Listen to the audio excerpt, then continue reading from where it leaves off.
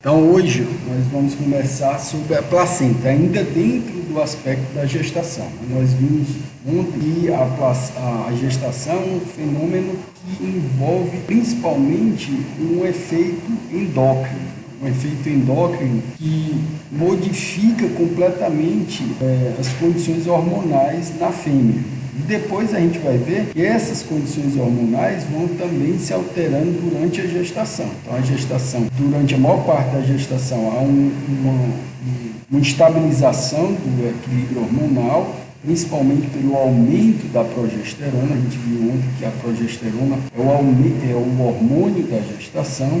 E sendo o hormônio da gestação, a gente consegue entender que esse hormônio é fundamental durante toda a gestação, porque ele mantém, uma das principais funções da progesterona é manter o útero parado, relaxado, a musculatura uterina relaxada durante toda a gestação, justamente para que ele possa se expandir, havendo esse relaxamento da musculatura, a musculatura uterina pode se expandir para que o feto se desenvolva lá dentro. Vai chegar um ponto que essa musculatura ela tem que ser reativada, que ocorre justamente no final da gestação, ou seja, no início do parto, o útero readquire a capacidade de se contrair, a musculatura uterina.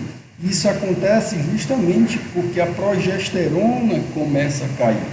Então, a queda da progesterona faz com que a musculatura uterina se reative, mantenha excitada, no sentido de que ela vai iniciar um processo de contração para que a placenta seja desconectada do endométrio e, finalmente, o feto seja eliminado no processo do parto, eliminado do útero. Para entender isso, é importante que a gente compreenda que a placenta ela tem uma função fundamental durante o processo da gestação. Todo mundo já ouviu falar desse órgão, Então, a placenta é um órgão provisório que se estabelece durante a gestação no útero. Ou seja, ela é um conjunto de membranas que nós chamamos de membranas fetais, porque ela se desenvolve a partir do embrião. E esse conjunto de membranas ele tem diversas finalidades. Todo mundo conhece a função da placenta basicamente como o local de troca de substâncias entre a mãe e o feto, ou seja, os nutrientes que são adquiridos na alimentação da mãe e absorvidos no processo da digestão pela mãe, eles vão cair na corrente sanguínea da mãe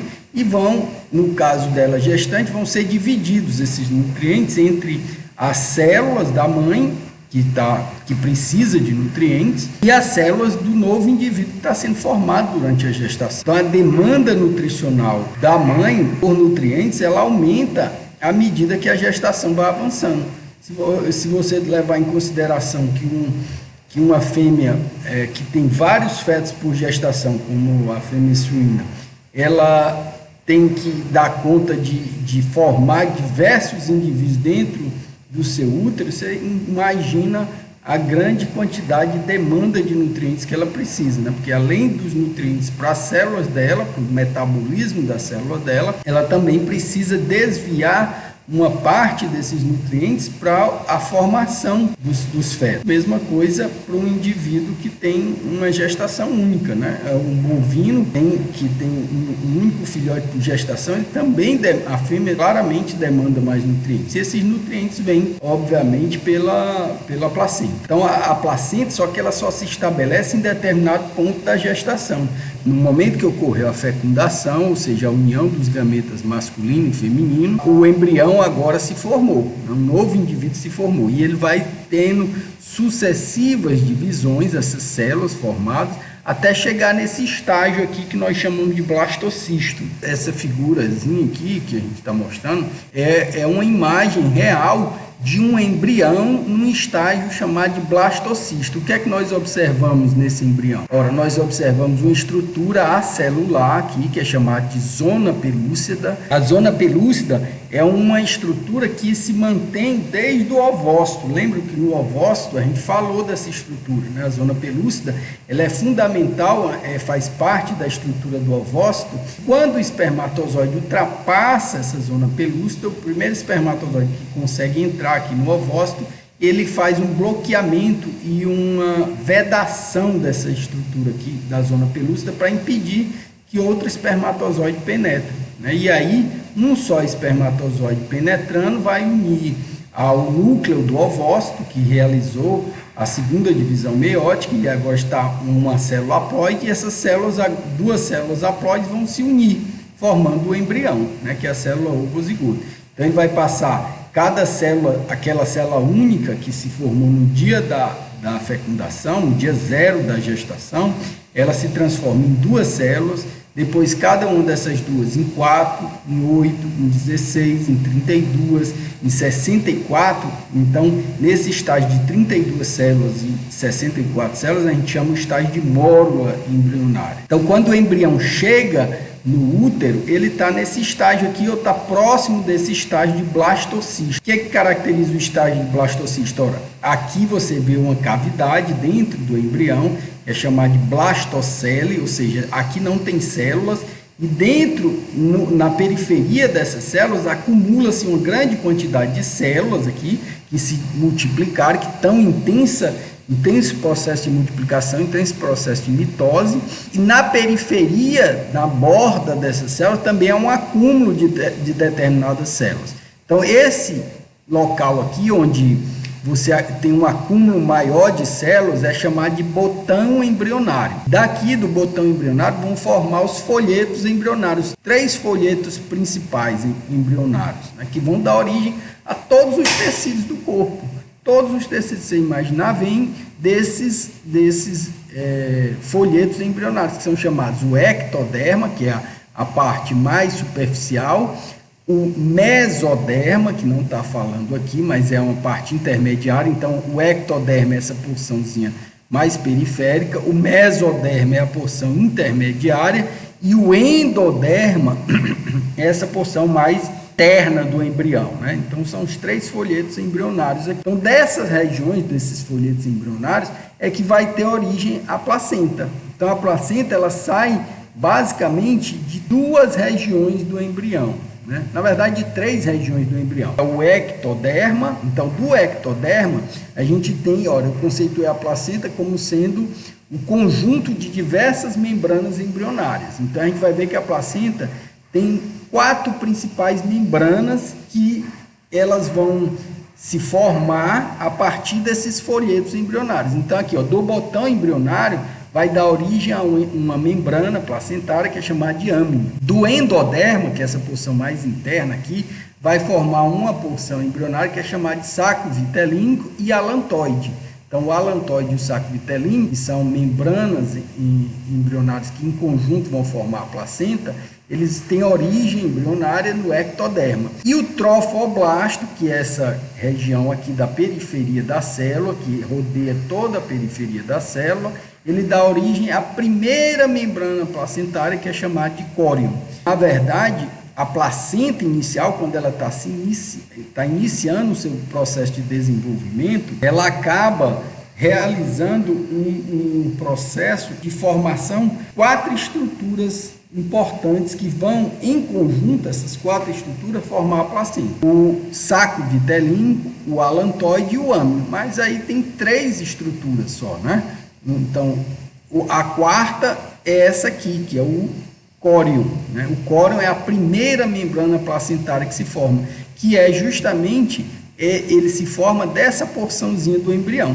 Então, esse embrião aqui, ele chega ao útero e ainda não se implanta. O embrião, ele não pode se implantar logo que ele chega ao útero, porque ele precisa sinalizar para a mãe, ele vai se implantar. Então, antes de se implantar, na mucosa do útero, ou seja, de escarificar a mucosa do útero e se implantar para daí formar a placenta, ele precisa sinalizar para a mãe que ele vai fazer esse processo. Por quê? Porque se ele não sinaliza e se implanta, né, a mãe não reconhece aquele indivíduo que está se implantando no tecido, no útero dela. E aí, a resposta do organismo materno, automática, é produzir anticorpos. Esses anticorpos acabam destruindo o embrião. Eles não reconhecem aquilo como um tecido próprio da mãe e, como defesa, ele ataca esse indivíduo e destrói. Então, para que isso não aconteça, o embrião ele começa a sintetizar substância por esses tecidos, essas células começam a secretar substâncias que são jogadas aqui na blastocele, ultrapassa a zona pelúcida, né, e acaba que no útero essas substâncias são absorvidas, são chamadas interferons. Esses interferons vão sinalizar para o organismo da mãe que quando esse indivíduo se implantar, ele vai reconhecer esse novo organismo como sendo próprio do tecido da mãe, né? A mãe reconhece e não produz anticorpos contra ele. Isso é uma tática, né, que o embrião faz para justamente o organismo materno não produzir anticorpos contra ele. Vejam que dessas porções vão originar a placenta. Então, as principais estruturas que compõem a placenta, que são 4, né, o âmnio, o saco vitelínico, o alantoide e o córyon, eles são formados de regiões específicas do embrião. Então, o embrião é isso tudo aqui, né?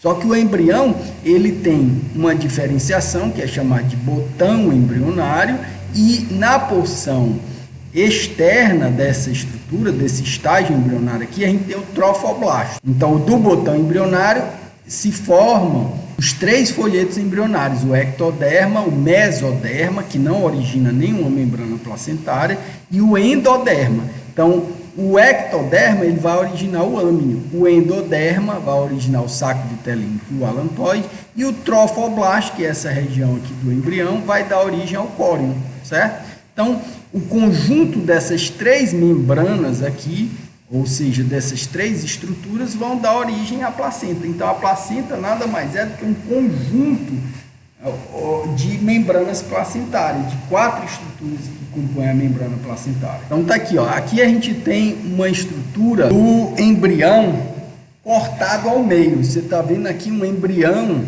cortado ao meio. Então, essas células aqui, ó, elas compõem o embrião, que a gente tem os 3 folhetos embrionários bem distintos. Esse estágio aqui já é diferente desse estágio aqui. Então, o que é que acontece? Quando o embrião, antes de se implantar no útero, o embrião ele sai desse estágio aqui, ele sai dessa estrutura que é chamada de zona pelúcida, ele eclode, né, e assume uma forma diferenciada. Essa estrutura ainda está contida pela zona pelúcida. Depois que ele cresce, já próximo ao útero, ele sai dessa estrutura, né? E a gente chama esse estágio de blastocisto eclodido, né? Porque essa estrutura saiu de dentro dessa capinha aqui, que é a zona pelúcida. E aí a gente está vendo aqui um blastocisto eclodido, aproximadamente no 13º dia de gestação. A gente começa a contar a gestação desde o dia da fecundação. Então, dia 0 é o dia que houve a fecundação entre o espermatozoide e o óvulo, né? Aí, o espermatozoide penetrou no óvulo e ocorreu a união dos núcleos do espermatozoide com o ovócito. Quando isso acontece, esses estágios embrionários chegam nesse estágio aqui, que é o blastocisto eclodido, onde a gente observa as estruturas que vão dar origem ao embrião, né? Que é o ectoderma, o mesoderma. Então, o ectoderma, justamente porque é a porção mais externa. Aqui você tem o endoderma, que é justamente a estrutura mais interna do embrião. Ó, internamente vai dar origem ao intestino primitivo, né? Daqui vai originar a porção do trato gastrointestinal, os órgãos abdominais, né? Nessa porção aqui. E bem aqui você tem o mesoderma, que é aquele tecido intermediário. Entre o ectoderma e o endoderma, a gente tem uma estrutura que é chamada de trofoectoderma. Então, isso aqui é um embrião no 13º dia, cortado transversalmente. Aí, observem aqui um desenho esquemático de um embrião no 16º dia. Ó, 3 dias após, olha como a gente já tem uma diferença de evolução na estrutura do embrião. Aqui, nesse aqui, ó, a gente está vendo, vai ver uma parte do embrião aqui que está sendo formada, né, nessa estruturazinha em preto. Aqui, ó, a gente já vê o embrião começando a tomar forma de uma estrutura. Então, aqui a gente tem um polo cefálico, daqui vai originar a cabeça do embrião. a boca, os olhos, os membros aqui, os membros torácicos, os membros pélvicos, e essa porção mais dorsal aqui vai dar origem à coluna vertebral. Então, todos os indivíduos cordatos, ou seja, os indivíduos que têm uma formação do sistema nervoso bem individualizada, principalmente os mamíferos, né, que são mais evoluídos, né, dentro desse aspecto do desenvolvimento do sistema nervoso, ele origina o cérebro aqui, né, e aqui o sistema nervoso central, a coluna vertebral, nas suas porções cervicais, torácica, lombar, né, e sacral. Então, bem aqui vai originar as porções sacrais do sistema nervoso central, as porções lombares, né, as porções torácicas e as porções cervicais. E aqui o sistema nervoso central. Bem aqui você tem um polo cefálico da cabeça do indivíduo. Internamente vão se formando os órgãos aqui, né, a boca, né, o nariz, aqui o coração vai estar nessa região aqui, na região torácica, né? Depois vai se formar aqui nos mamíferos, que mostra um grau de evolução, um músculo, né, que é o diafragma, que separa a cavidade torácica da cavidade abdominal. Na cavidade abdominal você tem um predomínio dos órgãos abdominais. Na cavidade torácica você tem os órgãos torácicos, né, o coração e o pulmão. Na cavidade abdominal você tem diversos órgãos abdominais, o intestino, o estômago, né, os rins, no trato reprodutivo que está aqui, né, que vai se formar bem aqui nessa porção mais dorsal, né, próxima à estrutura, a cauda, né, do indivíduo. Então, os membros não se formaram ainda, nem os membros torácicos, nem os membros pélvicos ainda não se formaram, nem o tecido ósseo. Então, esse é um estágio bem inicial do desenvolvimento embrionário, aproximadamente no 16º dia de gestação. Aqui a gente já está vendo a placenta sendo formada, ó. Revestindo o embrião, a gente tem essa estruturazinha aqui que é chamada de âmino, né? Então, o âmino, dentro do âmino, é um saco, né, onde o embrião está dentro dele. E aqui vai sendo, nesse espaço aqui, vai sendo preenchido por líquido, né? Esse líquido é chamado de líquido amniótico. Todo mundo já ouviu falar do líquido amniótico. Bem aqui, ó, vai formar um outro saco que vai revestir todo o embrião também. Além do âmino, você tem o alantoide que está sendo produzido aqui. E aqui, ó, um grande saco também que é chamado de saco vitelínico. Então, o saco vitelínico é outra membrana placentária, né? E aqui, mais externamente, ó, revestindo todo o embrião, a gente tem a primeira membrana placentária, que é chamada de córeo. Então, ó, o conjunto de todas essas estruturas aqui é chamado de placenta, né? Aqui você tem o embrião e todas essas outras estruturas vão ser chamadas de placenta, o conjunto de todas essas membranas fetais. Só que aqui, lembrem que nesse estágio embrionário, ele já está conectado ao útero, né?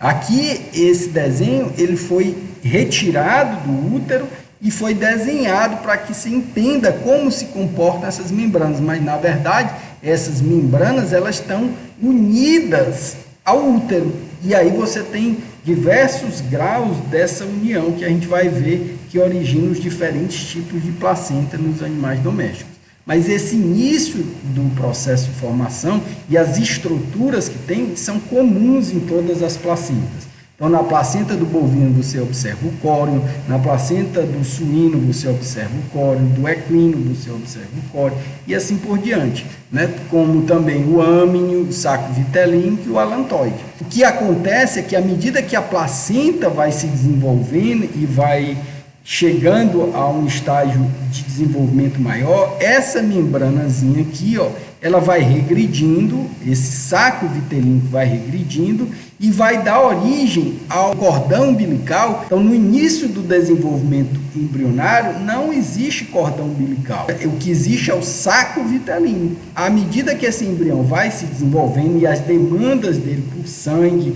e por nutrientes está aumentando, né, ele acaba regredindo e se transformando. É como se ele fizesse uma metamorfose, né? Ele se transforma na estrutura do cordão umbilical.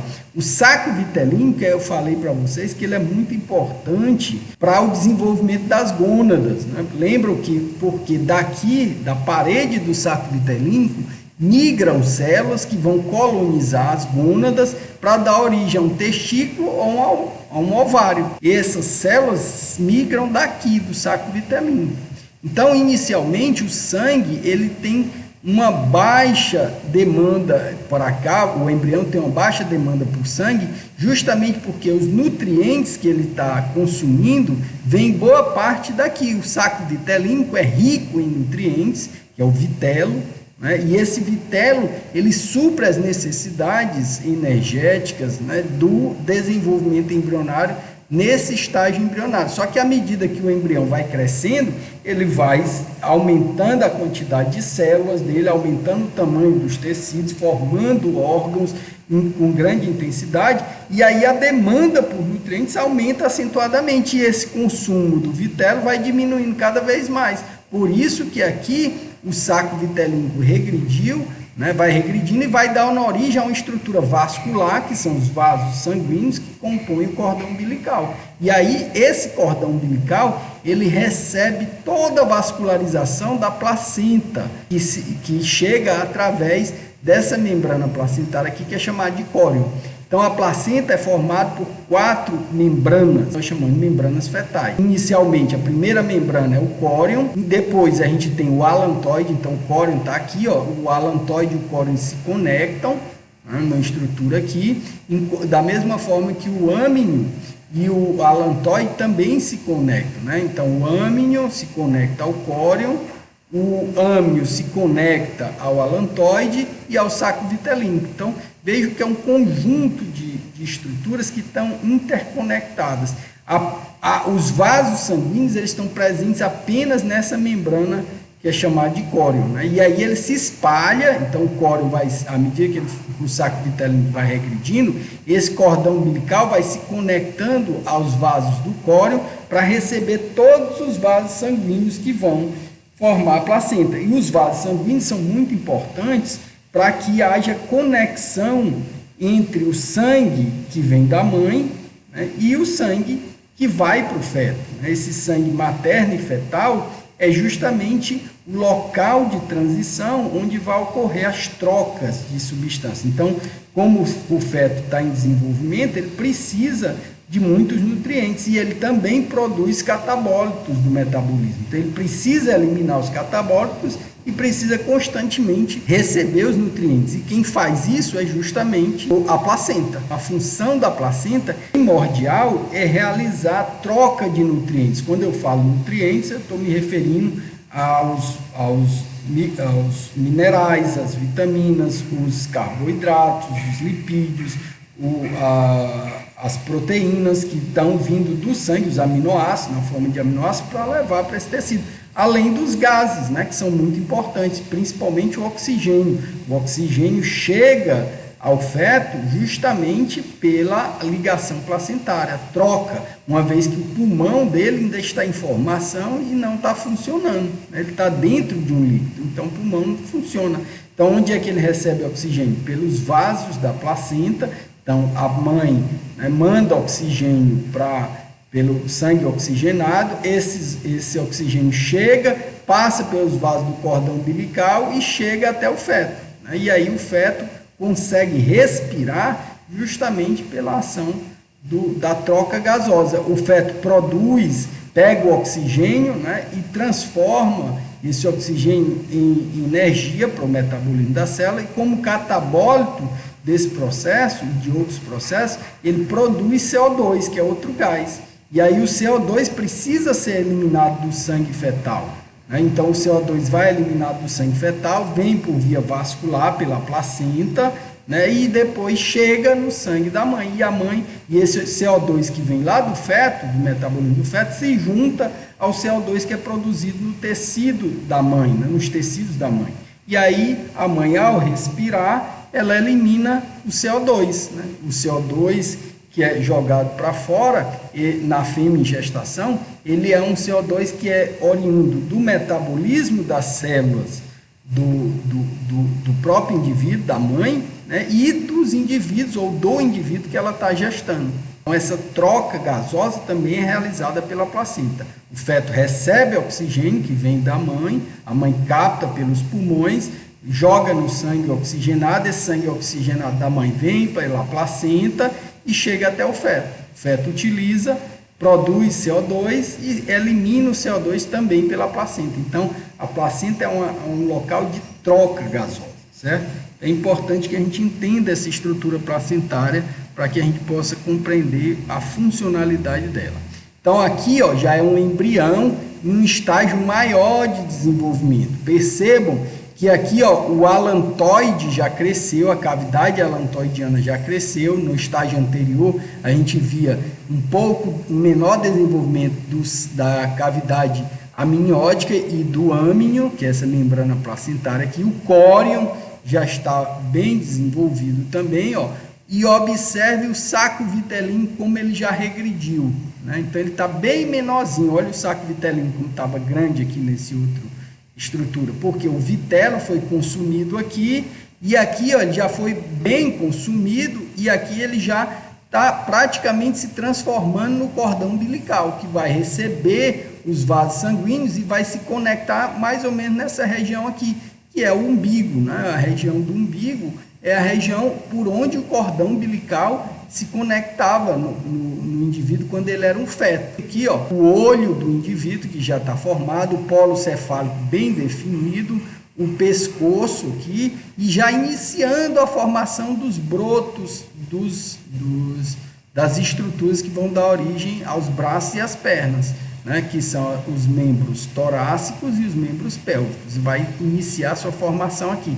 O sistema nervoso também já está em formação, então o cérebro já está começando a se formar, a coluna vertebral nas suas porções cervicais, torácicas, lombares e sacrais, né? Então o embrião já está num estágio de desenvolvimento maior do que aquele anterior que nós vimos, né? Então isso aqui é um corte visto de lado, né? Lateralmente, o embrião lateralmente. Foi dissecado, retirado e um desenho esquemático foi feito. Isso aqui é um desenho. Então vejam que nessa etapa do desenvolvimento, você já tem o âmnio bem formado, a cavidade amniótica com líquido amniótico. Então o feto está dentro desse líquido e a gente vai no final da aula vai falar sobre a função desses líquidos. Aqui também tem um outro líquido que está formando, que é o líquido alantoidiano, e esses líquidos estão revestidos por uma membrana placentária que é chamada de alantoide e âmnio, né? E revestindo todas essas membranas, externamente você tem um córeo por onde os vasos sanguíneos vão chegar, né? Se distribuir pela placenta, chegar e se conectar ao cordão umbilical e entrar no feto. Então, isso é um aspecto bem geral em relação à placenta. Agora a gente vai precisar entender que essas placentas elas têm diferenças entre os indivíduos, entre as espécies, né? Então você vai ver, a gente vai ver que a placenta do ser humano ela tem diferenças morfológicas em relação à placenta de um bovino. Claramente essas diferenças são vistas bem evidentemente, mas funcionalmente, no aspecto funcional, há uma semelhança muito grande entre a função da placenta nos diversos indivíduos, porque a função da placenta é essencialmente realizar uma união materno-fetal, ou ligação entre a mãe e o feto, e dessa forma os nutrientes da mãe chegam até o feto e os catabólitos do feto ou do embrião, dependendo do estágio, né, que ele esteja de desenvolvimento, esses catabólitos saem da placenta, saem do feto ou do embrião e vão para o sangue materno. A partir daí, a mãe elimina esses catabólitos do feto, uma vez que ele está em formação e você não consegue, ele não consegue eliminar esses catabólitos se não fosse pela placenta.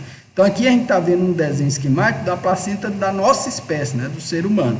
Então, ó, aqui tem um útero simples em desenvolvimento, a placenta concentrando seus vasos sanguíneos. A placenta da mulher é diferente, porque ela tem uma grande concentração de vasos sanguíneos nessa região aqui, que é chamado do córion. Então, o córion dessa região concentra grande quantidade de vasos sanguíneos, e se a gente ampliar essa região aqui, ó, a gente vai ver que esses vasos, eles levam todos os vasos sanguíneos que vêm do feto e da mãe. Então, aqui está o tecido materno, o útero, ele está conectado ao útero, ao endométrio. Então, o sangue materno vem, faz as trocas aqui, manda nutrientes para esse sangue aqui, e esse sangue chega pelo cordão umbilical e vai até os tecidos do feto. O feto utiliza esse sangue oxigenado e rico em nutrientes para o desenvolvimento dele, e a partir daí produz catabólitos que voltam novamente pela placenta e vêm para o sangue da mãe.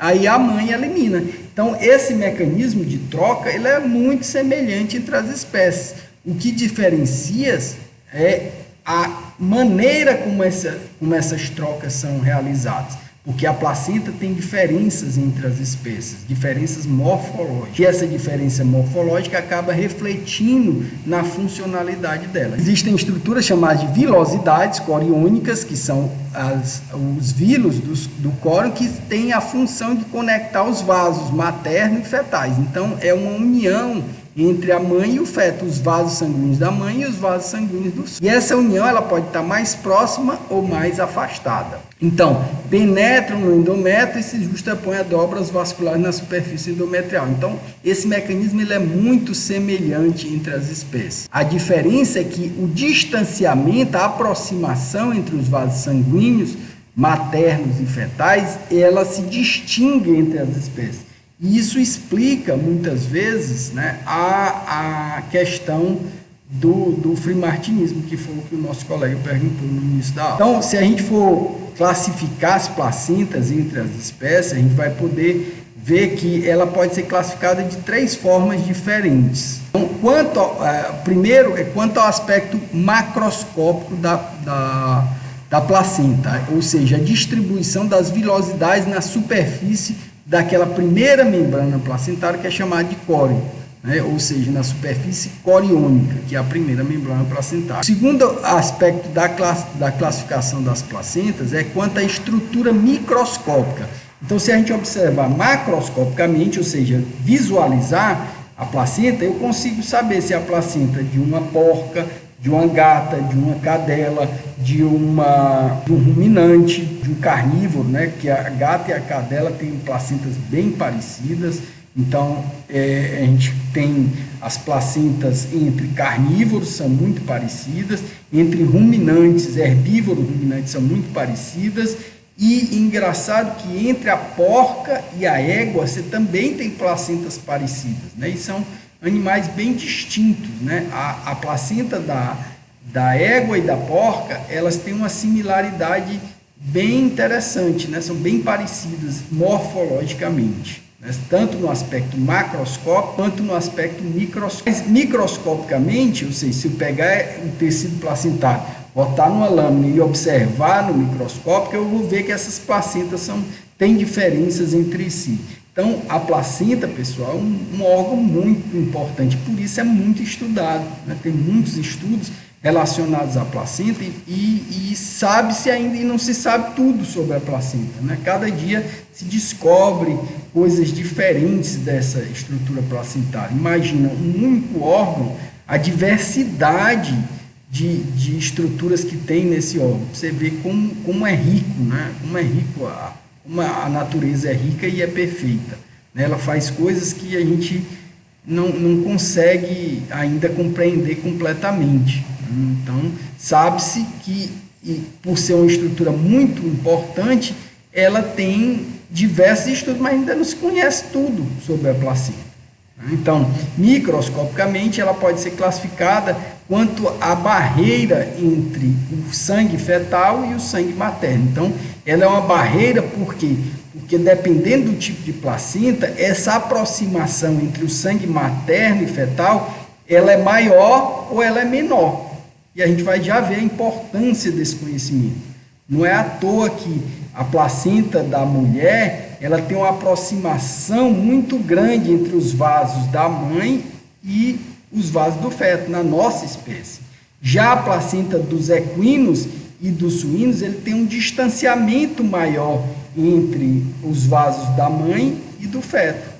Mas ocorrem as trocas em todas as placentas. A diferença é que funcionalmente ela vai ter aspectos que vão fazer com que as trocas sejam mais ou menos efetivas dependendo desse distanciamento. Então tem vantagens e desvantagens da placenta ser mais próxima uma da outra. Isso explica muitas vezes o tanto de restrição que uma mulher gestante tem que ter em relação a medicamentos.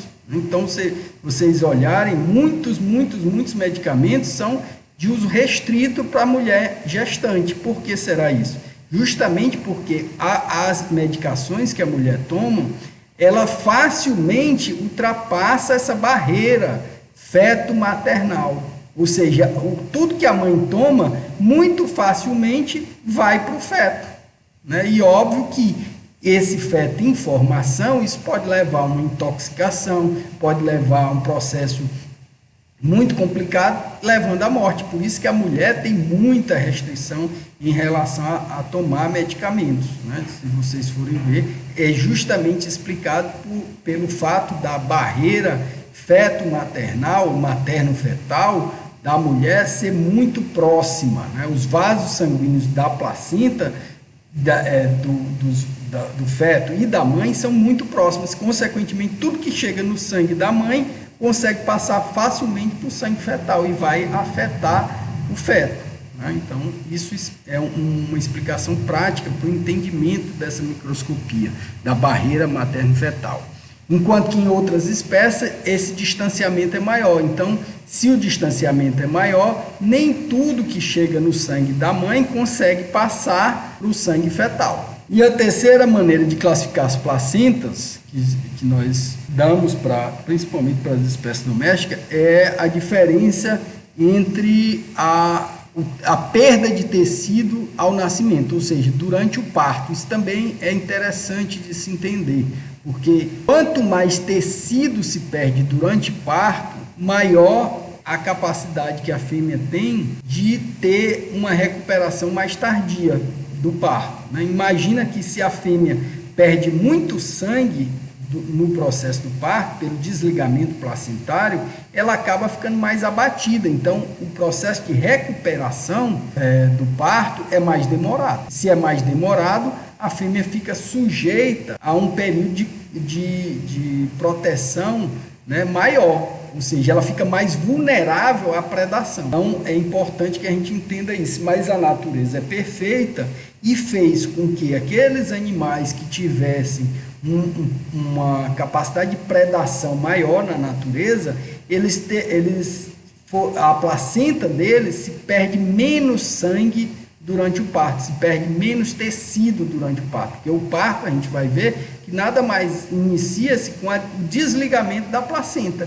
Então, a placenta, ela se ligou ao útero, durante toda a gestação, e no final da gestação ela tem que se desligar do útero, tem que se desconectar. Para se desconectar, esses vasos vão se rompendo, os vasos materno-fetais, os vasos sanguíneos.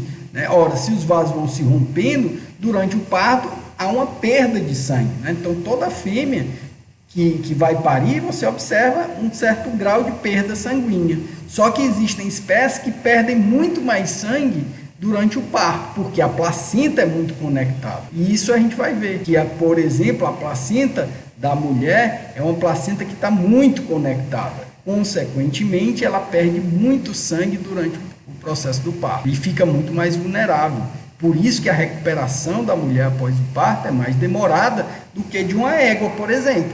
Uma égua, ao parir, rapidamente ela se levanta, ela anda, ela corre, Então, é como se praticamente não tivesse acontecido nada, porque ela perde pouco tempo.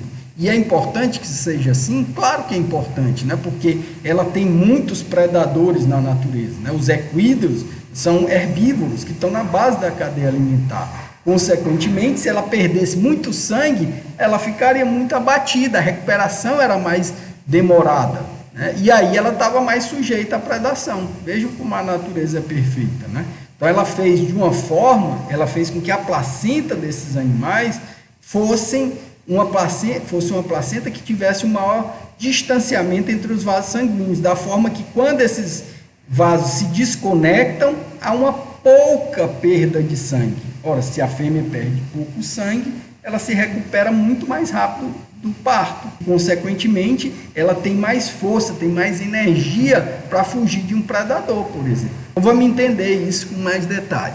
Então, se a gente for classificar a placenta agora como o aspecto macroscópico, a gente vai classificar naquela primeira tipo de classificação aqui, ó, que eu grifei aqui, né, o aspecto macroscópico, a gente tem a placenta do tipo cotiledonária. Então, a placenta cotiledonária é o que a gente observa nos ruminantes em geral, na cabra, na ovelha, na vaca, na búfala, né? Tá aqui a placenta da búfala, é muito semelhante à da cabra, da ovelha e da vaca, porque são espécies que guardam uma semelhança filogenética muito grande. Então, essa placenta, macroscopicamente, ela é classificada cotiledonária.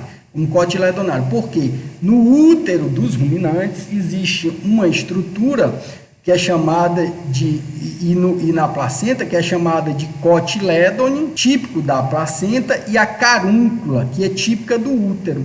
Então, no útero existem zonas, pontos de conexão entre o cotilédone e a carúncula, que são essas estruturas aqui, ó. Todas as estruturas aqui, elas estão presentes na placenta dos ruminantes e são o conjunto dessa ligação de cotilédone com carúncula, forma uma estrutura que é chamada de placentoma, né, ou placentônio, que é uma estrutura que está presente, onde quando a placenta se forma, o córeo, a membrana do córeo, se justapõe nessas estruturas aqui, e os vasos sanguíneos estão aqui, ó. Vejam que essas estruturas estão conectadas entre si por vasos sanguíneos, ó. Estão vendo um vaso aqui, ó, conectando essa estrutura a essa? Cada estrutura dessa aqui, quando está conectada, é chamada de placentônios ou placentoma, né, que são essas estruturas. Vejam que aqui, ó, vaso sanguíneo passa daqui para cá, daqui para cá, daqui para cá, e todos esses vasos sanguíneos se conectam e vão chegar no cordão umbilical. Aqui já está o feto num grau de desenvolvimento maior, né? E aqui a gente já vê o olho, né? Aqui a gente já vê a cavidade oral, informação, a cabeça, a porção cervical do sistema nervoso central, a porção torácica, que vai até aqui, as costelinhas aqui, ó, já bem evidentes, a porção lombar e a porção sacral, né? Aqui a gente já vê os membros já completamente formados, os membros torácicos aqui e os membros pélvicos. Bem aqui no centro, aproximadamente no meio do abdômen, a gente observa a entrada do cordão umbilical. Então, o umbigo está aqui conectando o cordão umbilical e óbvio que aqui o saco vitelínico já regrediu e já formou o cordão umbilical. Vejam aqui, ó, essa bolha em que o indivíduo está dentro, está cheia de líquido. Esse líquido é chamado líquido amniótico. O líquido amniótico está em contato direto com o feto em desenvolvimento. E aí ele é revestido por uma membrana que contém esse líquido, que é chamado de âmnio. Então, o líquido é líquido amniótico. Quem contém esse líquido? Uma membrana fetal, que faz parte da placenta, que é chamada de âmnio. Aqui, ó, por aqui assim, está o alantoide. Dentro tem o líquido alantoidiano, é uma outra membrana que, como ela aqui foi dissecada para evidenciar melhor o âmnio, né, e o feto em desenvolvimento dentro desse saco, a gente observa aqui somente com grande individualização o âmnio, o alantoide, mas o alantoide está aqui revestindo toda essa estrutura, e revestindo todas essas estruturas está o córeo. Então, aqui a gente tem bem evidente 3 membranas placentárias. O córeo, que está na superfície e se conecta nessas estruturas aqui, chamadas de placentoma, junto com a carúncula, que está no útero da fêmea. Aqui está o útero, né? Ele foi aberto aqui para vocês conseguirem identificar o início da gestação aqui da formação da placenta. Então, o alantoide, o âmnio e o córeo nessa porção mais externa. E bem aqui, ó, o cordão umbilical, ou seja, isso aqui no início da gestação era o saco vitelino, que regrediu e deu origem ao cordão umbilical. Então, nesse estágio embrionário aqui, as gônadas dentro aqui do abdômen já se formaram, já estão se formando, e esse indivíduo está se diferenciando. Provavelmente aqui já é possível identificar, se a gente pegar a gônada dele aqui, se é um testículo ou é um ovário, observando microscopicamente. Se for um testículo, a gente vai ver que a camada medular se desenvolve, a camada medular do testículo, para formar os cordões sexuais primários, que vão dar origem aos túbulos seminíferos, né? Dentro dos túbulos seminíferos vão ter as células de Sertoli, e fora do túbulo seminífero vão ter as células de Leydig, que vão produzir testosterona, e vai ter todo aquele negócio lá que a gente falou. Aí a pergunta do nosso colega lá, então essa espécie é uma espécie que normalmente tem partos simples, né? Partos únicos, né? Principalmente a vaca. A cabra e a ovelha tem uma frequência maior de partos gemelares do que a vaca e a búfala, né? Mas quando você tem, principalmente na vaca, né, que é uma das espécies que tem maior frequência, um parto gemelar, imagine que se tivesse 2 fetos se desenvolvendo aqui, se fosse uma gestação dupla, o espaço era muito pequeno para ter uma gestação dupla. Então, essas estruturas aqui, imagine uma mesma estrutura dessa conectada nessa estrutura aqui. Essas estruturas, esses placentonas, acabavam se justapondo, por falta de espaço, eles acabavam ficando muito próximos uns aos outros. E quando eles ficam muito próximos, se esse embrião for do sexo masculino e o outro embrião for do sexo feminino, os hormônios produzidos nesse feto aqui acabam passando pelo sangue, chegam até aqui e acabam interferindo no desenvolvimento da gônada da fêmea, né? E aí você vai ter aquele aparecimento das estruturas chamadas de intersexo, né? De um mau desenvolvimento das gônadas e da via genital interna e externa, principalmente da fêmea, né? Porque é o macho que interfere, o hormônio masculino que interfere nesse desenvolvimento. Então vejam que aqui, ó, a gente tem a placenta sem o feto agora, com um grau de desenvolvimento. Vejam que aqui a carúncula, que é uma parte do útero, ela se conecta a esse cotilédone aqui, que é nada mais do que vaso sanguíneo da placenta, do feto. Então aqui ele foi retirado, mas isso aqui está conectado aqui. Então é dessa forma que o sangue materno e fetal, eles são trocados, né? Eles são trocados nessa região aqui, no caso da placenta cotiledonária, e aí todo o sangue vai para o feto e é utilizado, e o que não for utilizado e for produto do catabolismo do feto, volta pela placenta e vai ser eliminado pelo organismo da mãe. Agora, a placenta da égua e da porca, ela tem uma diferença macroscópica bem evidente. Se a gente for ver aqui, ó, a placenta do suíno e a placenta da égua, ela é bem semelhante. Vejam que aqui, ó, você tem um suínozinho em formação aqui, né, e a placenta ela é dita difusa, tanto da égua quanto da porca. Por que difusa? Estão vendo esses pontinhos aqui, ó? Cada pontinho desses são concentrações de vasos do córion. Então, externamente, essa membrana aqui, que faz parte da placenta, é chamada de córion. Internamente, depois você tem o alantoide, que está aqui mais internamente, e revestindo o embrião, o feto e o embrião aqui, você tem o âmnio, né? Então, dentro do âmnio tem o líquido amniótico, dentro do alantoide tem o líquido alantoidiano, e essas membranas têm o córion sobre a sua superfície toda, né? Revestindo. Então, só que os vasos sanguíneos do córion, eles se difundem por toda a estrutura placentária. É diferente da placenta dos ruminantes, onde você tem uma concentração, áreas específicas que são chamadas de cotilédones, né, e que se unem à carúncula no útero. Então, por isso que a placenta dos ruminantes é chamada de cotiledonária. A placenta difusa, ela diz que esses pequenos vasos sanguíneos aqui, concentrações de vasos sanguíneos, estão difundidos por toda a placenta. Então, toda a estrutura do córion tem vários pontos de ligação entre a placenta da estrutura fetal, né, e os vasos da mãe, que se ligam no útero materno. Né?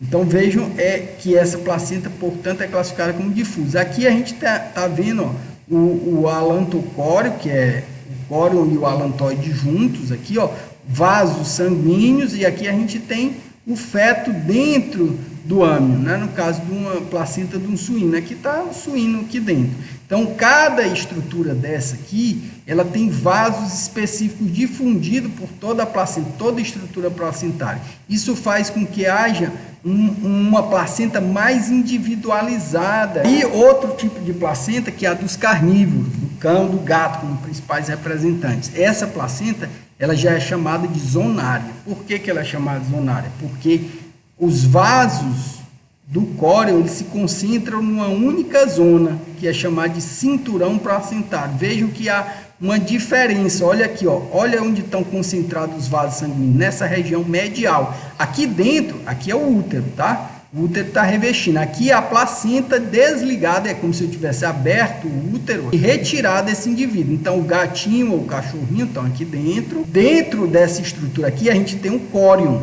né? A membrana placentária. Então, os vasos sanguíneos estão aqui, ó. Vários vasos sanguíneos que se conectam a uma região do útero que forma o que a gente chama de cinturão placentário. Cinturão porque é justamente na porção medial, né, no meio do embrião, basicamente, né, ou do feto, né, que está em desenvolvimento aqui. Então, aqui está dando para ver, ó, toda a placenta aqui, os vasos placentários, aqui ainda não aberta, essa placenta. Então, aqui a gente tem o âmnio, o fetinho em desenvolvimento, olha aqui, os olhos em formação, aqui já dá para ver até a orelha dele, ó, os membros já formados, né, até as unhas. Observem que a placenta deles, eles têm uma região, uma zona específica para a concentração dos vasos sanguíneos, aqui, ó, que é chamada de cinturão placentário. Por isso que essa placenta é chamada de zonária. Zona, uma zona, é chamada de cinturão placentário. Veja os vasos sanguíneos, ó.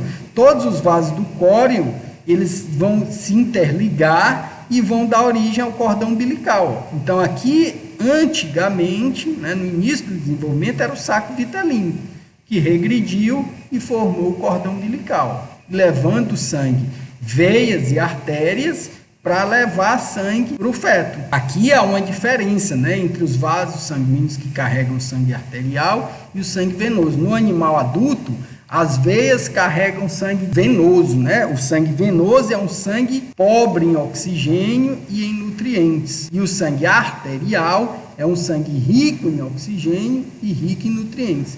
Quando chega aqui no feto, há uma inversão. As veias carregam sangue arterial. Então, as veias da placenta, elas levam sangue arterial que vem da mãe, que vem das artérias da mãe, trocam com as veias da placenta, e esse sangue arterial chega pelas veias hepáticas, vai lá para o coraçãozinho do feto, e ele é distribuído para todo o organismo do feto. Depois, esse sangue arterial, à medida que ele vai eliminando o oxigênio, né, e os nutrientes para os tecidos fetais, ele vai trocando, ele vai recebendo o CO2. E ao receber CO2, ele volta aqui pelas artérias do cordão umbilical. Então, a artéria do cordão umbilical, ela traz sangue venoso. A artéria do cordão umbilical traz sangue venoso e ela chega lá e faz a troca com as veias do útero, da mãe, né? Então, ao jogar sangue pobre em oxigênio, as veias da mãe levam esse sangue pobre em oxigênio e rico em CO2 para o sangue da mãe, e a mãe leva o pulmão e elimina esse CO2, né? E aí você tem um ciclo, né? Mas lembrem-se que nos fetos há uma inversão dessa circulação, justamente para favorecer a troca, uma vez que o pulmão aqui dele é afuncional, o pulmão não está funcionando ainda, né? Ele está dentro de um líquido, então o pulmão está em formação, ele pode até estar formado, mas o pulmão só vai começar a funcionar no momento do parto, porque quando romper esse cordão umbilical aqui, automaticamente há um reflexo para o indivíduo respirar. Então, ele saiu desse líquido aqui, de dentro desse líquido, né? Esse saco estoura no momento do parto, e aí o cordão umbilical se rompe, quando o feto já sai do útero, né? E aí agora ele não é mais chamado de feto, ele é chamado de neonato. Dessa forma, ele respira, tem a primeira respiração, e aí é só nesse momento que vai estar funcional. Finalmente aqui, ó, a placenta, quanto ao aspecto macroscópico da placenta do homem, né, e do macaco, que são espécies muito semelhantes do ponto de vista evolutivo. Então, o homem ele tem uma placenta bem semelhante ao dos primatas não humanos, né? E essa placenta, quanto ao aspecto macroscópico, ela é classificada como discoidal. O que é uma placenta discoidal? Por que ela tem esse nome? Porque ela apresenta como se fossem pequenos discos, né, redondos na estrutura placentária, e esses discos concentram os vasos do córeo. Aqui é um desenvolvimento bem inicial do embrião do ser humano. Olha aqui, ó, ó o saco vitelínico aqui, ó, não tem formação do cordão umbilical ainda. Então, isso aqui é o saco vitelínico. O embrião está consumindo esse vitélio, ele está regredindo para formar o cordão umbilical. Então, os vasos aqui, ó, do córeo, eles estão na placenta, né, vão se concentrar em regiões que são chamadas de discos placentários. Por isso que essa placenta é chamada de discoidal. Em geral, tem 2 ou 1 disco placentário na placenta do homem e dos macacos. Né? Podem ter gestações que tenham formem-se 2 discos placentários, mas é mais comum que tenha somente um disco placentário, né, na placenta. Por isso que ela é chamada de discoidal, porque tem o formato de um disco arredondado. Esse disco concentra grande quantidade de vasos sanguíneos. Esses vasos migram por regiões, né, que vão formar especificamente vasos maiores que vão dar origem ao cordão umbilical. Essa estruturazinha aqui é o coração, ó, que já está formando e já está bombeando sangue. Aqui o olho, ó, o cérebro aqui em formação, a coluna vertebral bem aqui, ó, e o membro já formado, o membro torácico. Dentro aqui, ó, nessa estrutura aqui, você tem a membrana que está próxima ao embrião, né, que em formação, que é chamado de âmnio. Né? Dentro desse âmnio está se desenvolvendo um líquido que é chamado líquido amniótico. Revestindo esse âmnio, a gente tem o alantoide. Dentro do alantoide você tem o líquido alantoidiano. Então, aqui é um grau de desenvolvimento mais precoce, porque ainda está vendo-se o início do saco vitelino. Isso aqui vai regredir e vai formar o cordão umbilical. Quanto à parte estrutural, a microscopia da placenta, a gente tem placentas também diferentes entre as espécies. A gente vai ver que essa estrutura microscópica, ela reflete justamente o grau de aproximação entre os tecidos materno e fetais. A gente vai ver que a placenta da égua e da porca é do tipo chamado epitélio corial. O que é uma placenta do tipo epitélio corial? É que os vasos sanguíneos, então aqui são vasos sanguíneos, ó, do feto, então o tecido fetal da placenta do feto, né? A placenta é um tecido fetal, né? Enquanto que aqui é o endométrio, daqui para baixo é o endométrio. O endométrio é um tecido materno. Por que é um tecido materno? Porque ele é formado pelo desenvolvimento da mucosa uterina, né? E a mucosa uterina se conecta à placenta, né, no momento da implantação. Então, quando o embrião vai se implantar, ele pode ter uma implantação mais superficial, que é o caso da égua e da porca, aqui, que vai dar origem à placenta epitélio corial. Então, microscopicamente, a placenta da égua é dita epitélio corial porque ela possui 6 camadas de distanciamento entre o sangue, que está dentro do vaso sanguíneo, está aqui o vaso sanguíneo da placenta, né, que está dentro do vaso, aqui a parede do vaso e a parede do vaso do útero, né, no caso da mãe, aqui, onde o sangue materno está aqui dentro e o sangue fetal está aqui dentro. Então vejam que tem 6 camadas de tecido distanciando esse sangue aqui desse sangue aqui. Vamos contar essas camadas? Olha aqui, ó. Primeira camada é essa aqui, ó. Então, esse vaso é revestido por células endoteliais. o endotélio vascular. Então, a parede, mais conhecida como parede do vaso sanguíneo, né?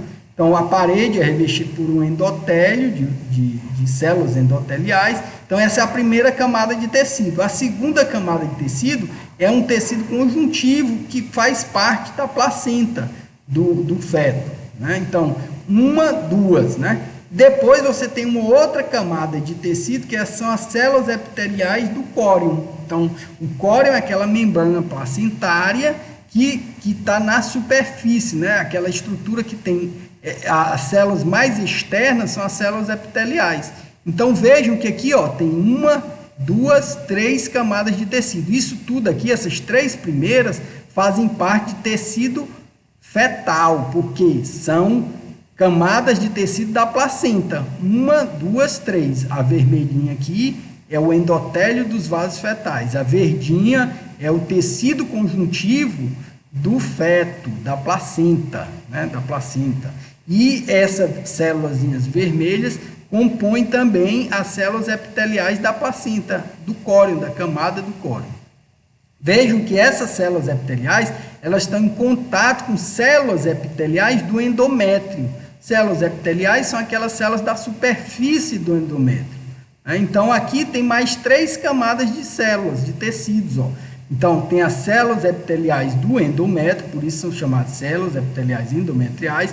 Tem o tecido conjuntivo do útero, tecido conjuntivo, portanto, do endométrio, e tem os vasos sanguíneos do endométrio, que são revestidos por também células endoteliais maternas.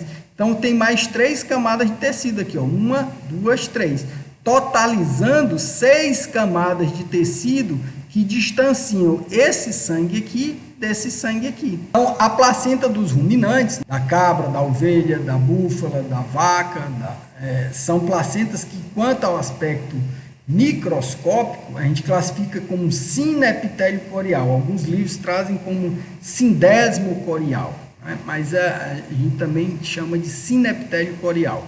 Então, aqui a gente tem 5 camadas de tecido que justapõem o vaso da mãe e o vaso do feto, da placenta.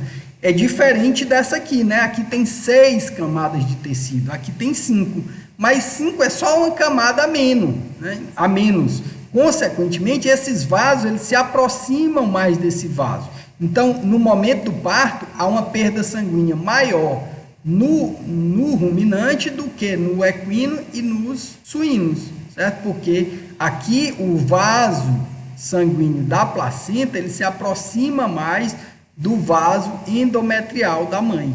Então, ele ultrapassa o tecido conjuntivo, aquela camada de tecido conjuntivo. É como se essa estrutura aqui, ele se aproximasse mais dessa aqui, chegando até o tecido conjuntivo materno. Portanto, há um distanciamento menor entre esses vasos aqui e esses aqui. Esses vasos são vasos da placenta, vasos sanguíneos da placenta.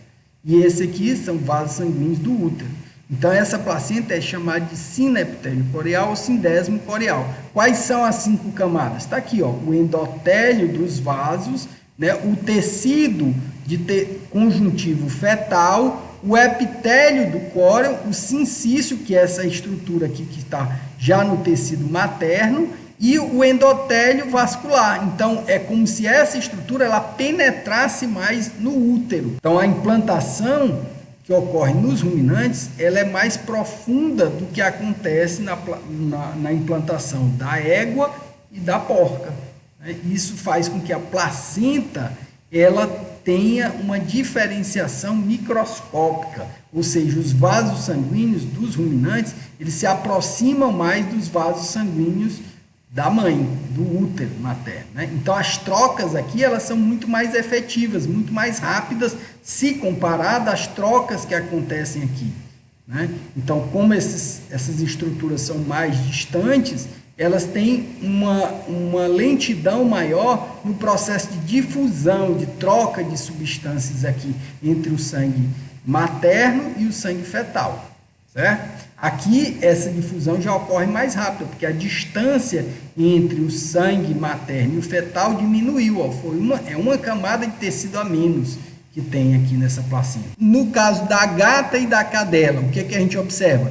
Que existem 4 camadas de tecido. Então, essa placenta é chamada de endotélio corial, que é o caso da placenta dos carnívoros. Na placenta dos carnívoros, o endotélio dos vasos fetais, ele chega muito próximo do tecido conjuntivo da mãe, e isso faz com que esse distanciamento seja menor entre esses tecidos, porque olha aqui, ó, o tecido conjuntivo fetal ultrapassou o tecido conjuntivo da mãe, do útero, né, e aproximou ainda mais esses vasos sanguíneos. Então, essa placenta aqui é chamada de endotélio corial. O córion e o endotélio do tecido conjuntivo da mãe estão muito próximos. Então, nesse caso aqui, quando a placenta se desconecta, há uma perda sanguínea maior do que se a gente lembrar da placenta dos ruminantes e dos equinos, que a gente acabou de falar, certo? Então, essa placenta é chamada de endotélio corial. Na placenta dos primatas, no qual nós nos incluímos, né, o ser humano, ele tem agora uma placenta que tem só 3 camadas de tecido, justapondo o sangue fetal e o sangue materno, ou seja, o córion ultrapassa o endotélio dos vasos e aproxima muito esse sangue que está aqui dentro desse sangue que está aqui dentro. Vejam que os vasos sanguíneos estão muito próximos aqui. Significa que só tem 3 camadas de tecido, distanciando esse sangue aqui desse, que são as células endoteliais do feto, do tecido conjuntivo fetal, e as células epiteliais do córion. Por isso essa placenta é chamada de hemocorial, ou seja, o sangue, né, da mãe que está aqui, está muito próxima do sangue do feto. Isso faz com que as trocas aconteçam com muito mais efetividade aqui. E isso explica o fato da mulher, quando está gestante, ter muita restrição a medicamentos durante a gestação, porque todo medicamento que ela tomar, que for para o sangue dela, quando for absorvido, for para o sangue, ele vai conseguir facilmente ultrapassar essa barreira, porque tem uma proximidade muito grande com o sangue fetal. E isso faz com que esses indivíduos tenham que ter mais restrição durante a gestação, no momento que vai tomar determinadas medicações. Então, finalmente, a gente chega na última tipo de classificação dos tecidos placentários, quanto à perda de tecido materno ao nascimento, ou seja, no momento do parto, esses tecidos materno e fetal, eles vão se desconectar justamente para o indivíduo poder sair do útero, né? Então, essa desconexão placentária, ela acontece antes do nascimento, próximo ao parto. Quando vai se aproximando o parto, que é o que a gente vai ver na aula que vem, na próxima semana a gente vai falar do parto, do puerpério e iniciar a nossa aula sobre lactação, né? A gente vai ver que essa perda de tecido, ela acontece antes mesmo do parto ser desencadeado. Por quê? Porque para o parto ocorrer, o feto e a mãe precisam agora se desconectar. Perda de tecido materno ao nascimento, ela é muito acentuada nas placentas que nós chamamos de placentas decíduas, que são a placenta da mulher e dos carnívoros, né? A mulher tem uma placenta do tipo hemocorial, né? E os carnívoros endotélio corial, enquanto que os adeciduados são aquelas placentas que têm pouca perda sanguínea no momento do parto, que é o caso dos suínos, da égua e dos ruminantes. Então, esses animais aqui, eles têm pouca perda sanguínea durante o parto, porque o sangue que está nos vasos do feto e nos vasos da mãe, do útero, né, eles estão mais distantes, pela aquela característica de divisão de tecidos entre essas placentas, né? Portanto, nas placentas adeciduadas, você tem uma pouca perda de sangue. Claro que sangra, né? Se você for ver o parto de uma égua, você vai ver que tem sangue no parto de uma égua. Você vai ver que tem sangue no parto de um ruminante. Você vai ver que tem sangue no parto de uma de um suíno, né? Então, mas essa perda sanguínea é muito menor do que nos carnívoros, que rompem muitos vasos no momento do parto, portanto, extravasa muito sangue, também na mulher. Então, esses indivíduos aqui, se a gente for ver, eles têm uma recuperação mais tardia. O que é o processo de recuperação do parto? É o chamado período do puerpério. O puerpério é o período em que a fêmea está se recuperando do processo do parto, está eliminando os restos placentários e está se restabelecendo a sua condição reprodutiva. Então, nesses indivíduos aqui, o processo é mais demorado, porque a placenta faz um estrago muito grande no momento que ela se rompe do útero. Então, para que esse processo aconteça, leva mais tempo. Enquanto que nesses indivíduos aqui, a recuperação é muito rápida, porque há pouca perda sanguínea no momento do parto. Consequentemente, esses indivíduos se recuperam mais rapidamente do parto. E, óbvio, eles são animais que têm uma alta pressão de predação. Então, vejo como a natureza é bonita, né? Ela faz isso, ela organizou dessa forma justamente para que esses animais tivessem mais oportunidade de se recuperar rapidamente, eles têm mais facilidade de se defender do seu predador. Então, se a fêmea demorasse mais a se recuperar, ela ficaria susceptível a uma predação mais intensa. E esses animais poderiam já ter sido até extintos da natureza.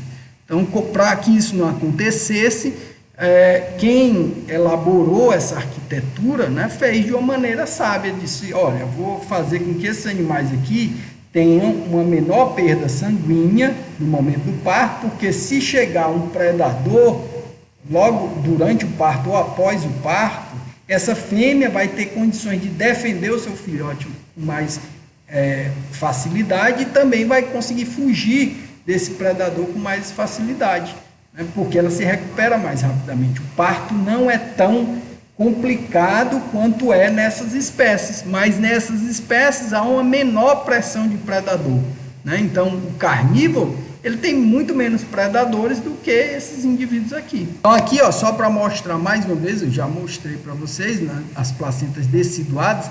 Esse desenho esquemático mostra a aproximação intensa entre os vasos sanguíneos da mãe e os vasos sanguíneos da placenta. Isso significa que quando há uma ruptura desses vasos, há uma grande perda sanguínea. E aí, para a gente finalizar, já deu para ter uma ideia sobre a função da placenta, né? Então, as funções da placenta. Então, ela tem uma grande importância em termos funcionais, porque ela separa o organismo materno e fetal, né? O organismo materno do feto. Então, ela tem função de metabolismo, a artéria umbilical leva sangue não oxigenado para a placenta, a veia umbilical leva sangue oxigenado, eu já comentei isso com vocês. Então, a função dela é levar nutrientes como glicose, aminoácidos, eletrólitos, vitaminas, ácidos graxos para o feto. O feto utiliza, então esses nutrientes vão pela veia umbilical, né, chegam lá no fígado, jogam para o coração do feto e o coração do feto espalha esse sangue para todos os tecidos que estão em formação. Eles utilizam esses nutrientes, incluindo o oxigênio, e produzem catabólitos a partir do metabolismo desses nutrientes. Esses catabólitos agora vão pela artéria umbilical para a mãe, e a mãe elimina esses catabólitos. Além disso, a placenta também é responsável por essa capacidade de metabolismo, ela também é importante para a produção de hormônios, né? A gente viu nas aulas anteriores que a placenta produz na égua um hormônio chamado de gonadotrofina coriônica equina. Na mulher também há a produção dessa gonadotrofina, que é a gonadotrofina coriônica humana, né? E ela serve como métodos de diagnóstico de gestação e também ajudam metabolicamente a manter a gestação, porque a égua, por exemplo, ao produzir gonadotrofina coriônica, né, os equídeos, eles ajudam a manter o corpo lúteo e a manter o nível elevado da progesterona, né? A progesterona é um hormônio importantíssimo para a gestação se manter. e também a produção de estrógeno pela placenta. O estrógeno ele é mais produzido no final da gestação. Então, no início e no meio da gestação, esses hormônios predominam aqui. No caso da égua, né, e nas outras espécies, a progesterona predomina também. No final da gestação, a gente vai ver que há uma diminuição na produção desse hormônio aqui e boa parte desse hormônio que foi produzido, ele agora é convertido em estrógeno. Então, aumenta a concentração de estrógeno. Então, a placenta também serve como uma barreira imunológica, ela é muito importante como barreira imunológica, impedindo que substâncias passem, principalmente quanto maior for o distanciamento entre os vasos materno-fetais. Ele também possui função de eliminação dos metabólitos fetais, né, que eu acabei de falar para você. Então, os fluidos fetais, rapidamente falando, que eu já comentei também, eles são os principais, o fluido amniótico, que é o líquido amniótico, né, que ele contém urina fetal, secreção do trato respiratório do feto, da cavidade bucal do feto. Então, o feto deglute esse líquido com grande intensidade, né? Ele ajuda a formar urina, né? Então, e depois esses catabólitos vão sendo passados para os vasos sanguíneos e vão sendo eliminados pela circulação materna. O alantoide também tem urina do feto, né? Tem atividade secretória da membrana alantoidiana, tem o líquido alantoidiano. Então, esse volume desses líquidos, ele aumenta no decorrer da gestação. Então, o suíno é um dos poucos animais que não tem esse grande crescimento acentuado de líquido alantoidiano e líquido amniótico, justamente porque é uma espécie que tem múltiplos fetos por gestação.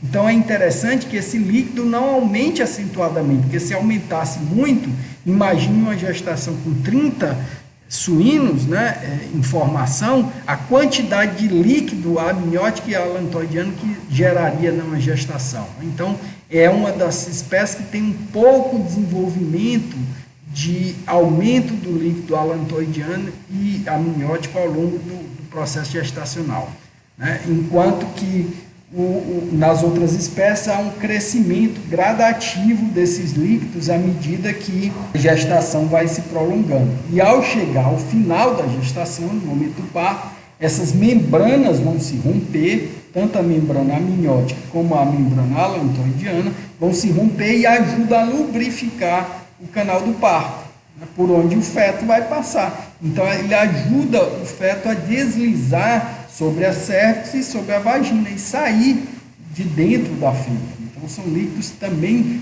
têm função no momento do parto, tá? A gente vai falar deles depois, em relação a isso, né? Então, os fluidos fetais ainda têm funções de proteção contra choques externos. Então, esses líquidos fazem com que, se uma fêmea levar um trauma, né, no abdômen, onde ela está gestando, esse líquido ajuda a amortecer esse trauma, essa pancada, né? Então, ele tem função de amortecedor, né? Um líquido que tem função contra choques externos, né? Então, previne aderências, promove a dilatação da cervix no momento do parto, lubrifica o canal do parto, tanto o líquido amniótico quanto o líquido alantoidiano, né? Então, a função é de armazenar produtos de excreção, manutenção osmótica da placenta. Então, tem diversas funções. A composição desses líquidos também é variável, né? Então, ela serve, inclusive, tem células, esses líquidos servem como métodos de diagnóstico de doenças ou de alterações genéticas do feto. Então, durante a gestação, pode-se fazer a punção, isso é muito comum no ser humano, né? Fazer a punção do líquido amniótico ou do líquido alantoidiano durante a gestação, para que se avalie a concentração desses líquidos e pode-se avaliar, inclusive, alterações genéticas do feto por análise do líquido alantoidiano e amniótico.